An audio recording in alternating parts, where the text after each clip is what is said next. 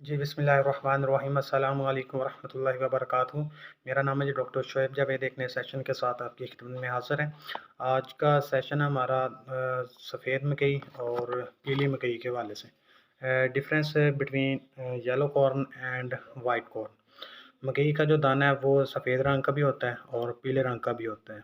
जो सफ़ेद रंग की मकई है उसको अगर हम वनडे में इस्तेमाल करें तो जानवर जो खुराक खाता है उसकी ग़िज़ाइयत में, उसकी अफ़ादियत में कोई फ़र्क तो नहीं आएगा।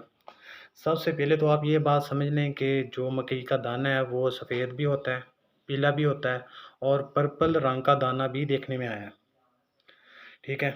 अब सफ़ेद मकई में और जो येलो पीली मकई है उसमें सिर्फ़ जो बुनियादी फ़र्क है वो सिर्फ़ रंग का है। ये जो रंग का फ़र्क है, ये एक केमिकल है जिसे हम बीटा कैरोटीन कहते हैं। इसकी वजह से पीली कैरोटीन की वजह से ये पीला रंग मिलता है मकई को, ठीक है? अगर जब हम जो पीले रंग की मकई है उसको वनडे में इस्तेमाल करते हैं या फिर साइलेज में इस्तेमाल करते हैं, तो जो जानवर ये खुराक खाता है और हज़म करता है, तो उस जानवर में विटामिन ए की अवेलेबिलिटी जो होती है वो बढ़ जाती है।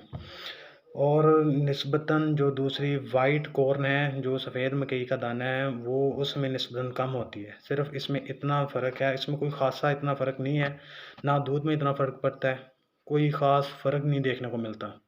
इसके अलावा अगर आपके पास कोई हाइब्रिड वाइट कॉर्न है, जो आप साइलेज के लिए इस्तेमाल करते हैं और साथ में जो येलो कॉर्न है, जो आप साइलेज के लिए इस्तेमाल करते हैं, तो इसमें हल्का-फुल्का फ़र्क है। इसके अलावा इसके अंदर ना दूध में कोई ख़ासा फ़र्क पड़ता है। इसके अलावा अगर आप ने कोई लगाई हुई है वाइट कॉर्न या येलो कॉर्न, तो आप ये इत्मीनान रखें कि इसमें कोई ख़ासा फ़र्क नहीं है, तो इसको हम नॉर्मली इस्तेमाल कर सकते हैं। इसमें फ़र्क सिर्फ़ इतना है कि दूसरा जो पीले रंग की मकई है, इसमें विटामिन ए कन्वर्ट हो जाता है, बीटा कैरोटीन केमिकल होता है इसमें, ये बीटा कैरोटीन जाके विटामिन ए में कन्वर्ट हो जाता है। तो जानवर में जो विटामिन ए की अवेलेबिलिटी है वो ज़्यादा हो जाती है और दूसरी जो वाइट कॉर्न है उसमें निस्बतन कम होती है। इसके अलावा इसमें कोई ख़ास फ़र्क नहीं है। आज तक के लिए इतना ही। दुआओं में याद रखिएगा। 5 वक़्त की नमाज़ अदा कीजिएगा। अल्लाह हाफ़िज़।